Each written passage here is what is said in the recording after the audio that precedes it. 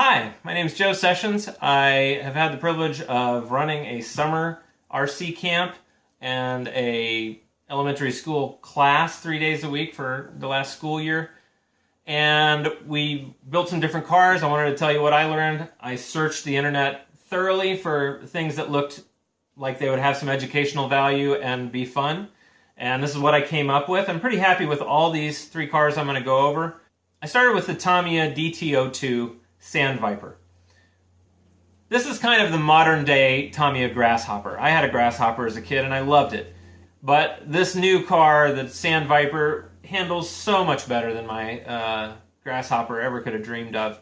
It's really quite a good car. And my son, who was actually 6 years old at the time, really enjoyed putting it together. So I'm going to show you this car. All these cars I have to show you today have been beat up a bit.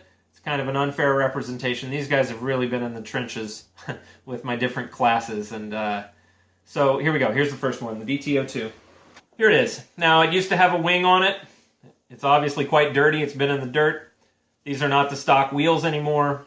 But it's just very cute and lovable. And the way it drives is fun. It does, you know, like all of them, can peel out and spin out to some degree. The stock tires it came with were great if you're going to be on dirt or grass. It comes with full spike tires.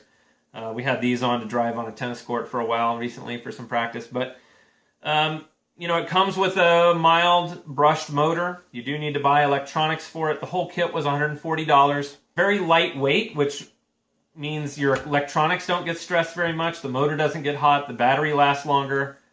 For my summer camps, where actually after we get them built, we're going to be racing them for about an hour, you know, on and off.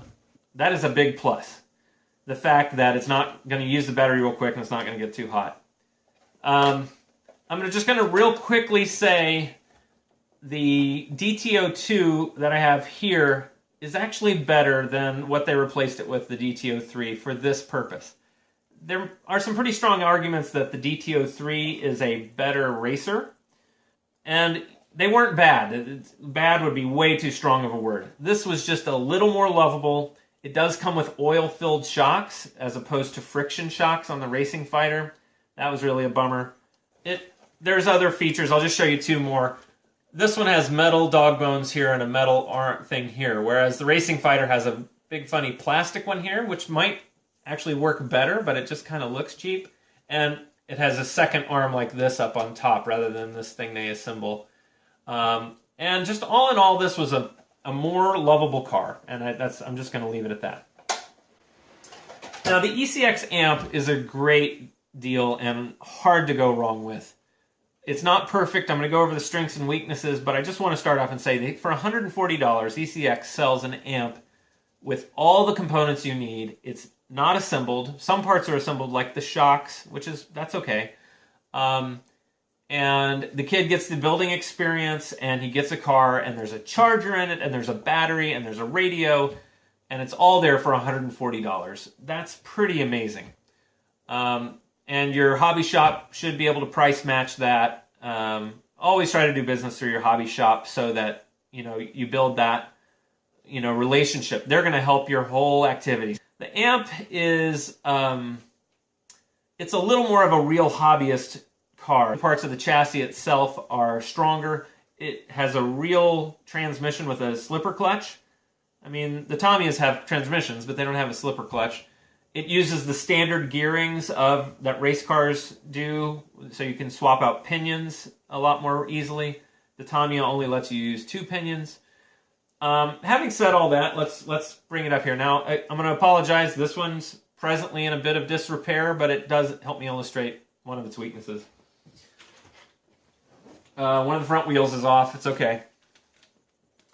This is one of the weaknesses. The screws that go into here, they don't go very far into this piece of plastic, and when the car runs into something, the wheel hits something, it can get kind of pulled out of there. I would suggest the adult put the screws into this thing and get them really straight and feel like you get them just the right amount of tightness. If you strip it out at all, obviously that's going to fail real quick.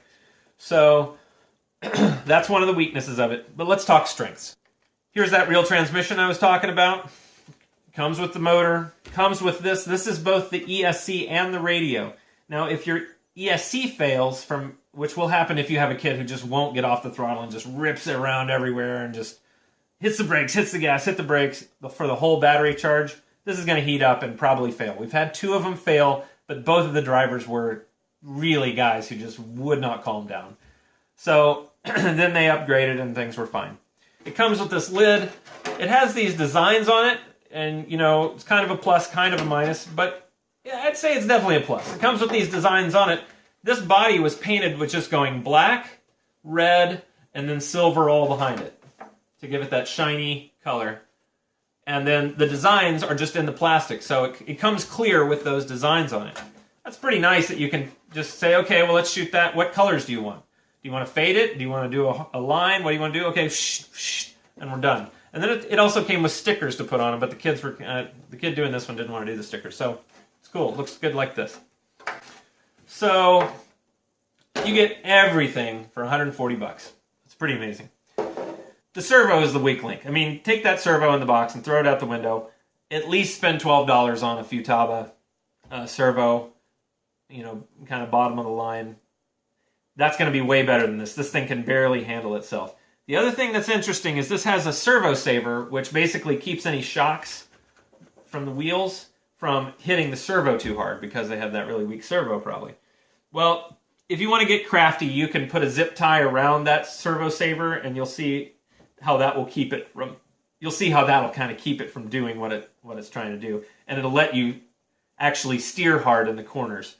And if you get a faster motor in this, that Servo Saver just won't work for you because the motor can push so hard that you'll be turning, but the wheels will just basically go straight because they're just defeating that Servo Saver in there. Okay, so that's that. We haven't had a lot of breakage of the chassis itself. When one kid upgraded to a 13.5 brushless, yeah, he broke it almost instantly. Ran into a pole, broke some front suspension stuff. I would say the car is still going to be reasonably durable with a reasonable calm driver. With a 17.5 brushless, you could go that far, and you'd have something you could race stadium truck class. This one, if you put, it's actually what are called revolver Traxxas front. If you buy those wheels for the inside and then the appropriate tires to mount on them, an Ecx Amp it would be a fine beginner racer. You can go run novice with that, and I'd say it's strong enough to mostly hold up to that racing. It's a good car, and it's got all the stuff it should have. So it's a good deal. It's a little heavier. The battery it comes with won't last very long at all, about 10 minutes. The bigger tires take more work for the motor to turn, and the increased mass of the whole thing. So, apples for apples, the Tamiya is always going to run a little longer. But it's going to end up costing you a little more too, so you've got various things to think about.